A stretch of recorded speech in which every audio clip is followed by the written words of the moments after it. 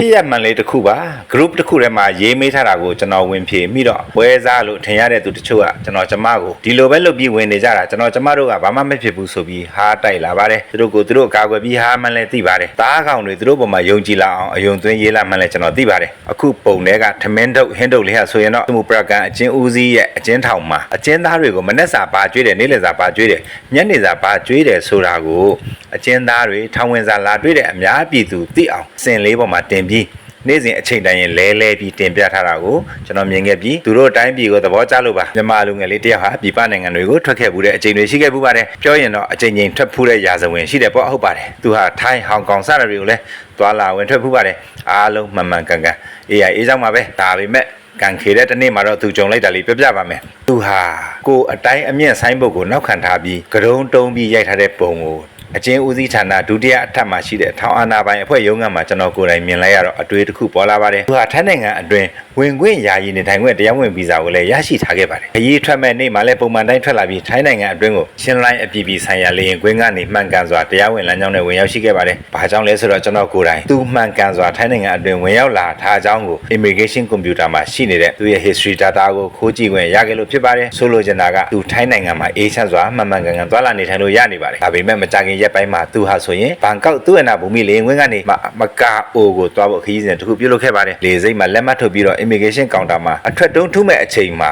သူ့ကို immigration အထိန်းသိမ်းလိုက်ပါတယ် immigration မှာရှိနေတဲ့ biometric data အချက်အလက်တွေနဲ့သူ့ passport ထဲမှာကကွဲလွဲနေတဲ့မတင်ကားစရာ error တစ်ခုကို immigration officer မှတွေ့ရှိခဲ့လို့ပါဟုတ်ပါတယ်သူအဖမ်းခံထိပါတယ်အဲ့ဒီအချိန်ရုတ်တရက်သူ့မှာကလည်းထိုင်းနိုင်ငံအတွင်းမှာဆက်သွယ်စရာအပေါင်းအသင်းတကယ်ချင်းဆွေမျိုးမရှိပါဘူးနောက်ဆုံးတော့ immigration ကနေသူ့အနာဘူမိလေစိတ်နဲ့မြေရဲစခန်းကိုသူ့လွှဲပြောင်းပေးရလိုက်ပါတယ်အဲ့ဒီစခန်းကတဆင့်ရဲစခန်းမှာ48နိုင်ပြည့်တာနဲ့အမှုဆင်ပြီးတော့စမှုပရကန်အချင်းဦးစီးဌာနကိုလွှဲပြောင်းလိုက်ခြင်းဖြစ်ပါတယ်အချင်းဦးစီးဌာနမရောက်ခင်သူ့လက်ထက်မှာရှိနေတဲ့ဖုန်းလေးနဲ့သူ့ကားပေါ်ကနေသူရောက်ရှိနေတဲ့ GPS ပင်လေးကိုသူအတီးတယောက်စီကိုရအောင်ပို့လာပေးခဲ့ပါတယ်အဲ့ဒီနောက်ပိုင်းမှာတော့ထိုင်းနိုင်ငံရုံးပိတ်ရဲ့3ရက်ဇက်တိုက်ခံသွားတဲ့အတွက်အဆက်အသွယ်ပြတ်သွားပါတော့တယ်နောက်ဆုံးကျွန်တော်သူ့ကိုအကျဉ်းထောင်မှာသွားတွေ့နိုင်မှုစူးစမ်းပေးခဲ့ပါတယ်တွေ့ခွင့်မရခဲ့ပါဘူးနောက်မှပြပြမယ်အကြောင်းတွေရှိပါတယ်သူနဲ့အတူပါသွားတဲ့ပစ္စည်းတချို့ကိုတော့ကျွန်တော်သွားထုတ်ပြန်ယူခွင့်ရခဲ့ပါတယ်သူရဲ့အမှုဟာရုံးမတက်ရသေးပါဘူးကျွန်တော်သိလိုက်ပါတယ်သူဟာထိုင်းနိုင်ငံအတွင်းမှာရှိနေတဲ့ကာလတိုတိုလေးမှာသူပဲသိနိုင်တဲ့အကြောင်းတစ်ခုကြောင့်ပွဲစားကိုယုံပြီးသူကင်ဆောင်ထားတဲ့ passport ကိုတခုခုရေးချစ်ပြုပြင်ပြောင်းလဲမှုလုပ်လိုက်လို့ဖြစ်ပါတယ်အဲ့ဒီပြမှုကိုသိလို့ဖြစ်စေမသိလို့ဖြစ်စေသူခံလိုက်ရပါတယ်သူစာအုပ်ဆိုတော့လေသူမသိလို့မရပြန်ပါဘူးအဲ့တော့ကျွန်တော်ကတော့တတ်နိုင်တဲ့လောက်သက်ဆိုင်ရာခရိုင် immigration ရုံးထိသွားပြီးစုံစမ်းခဲ့ပါတယ်သူ့မှာဒါပ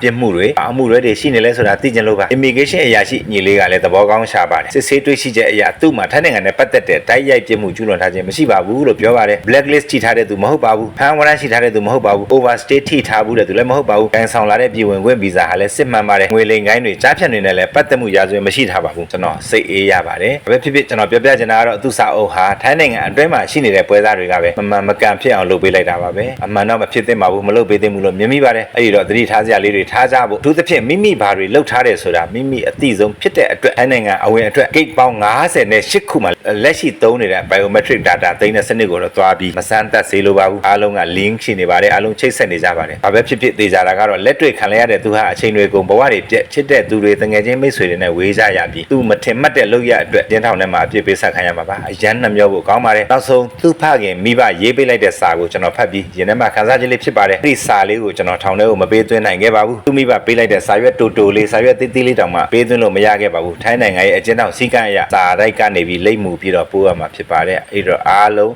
ကံကောင်းကြပါစေ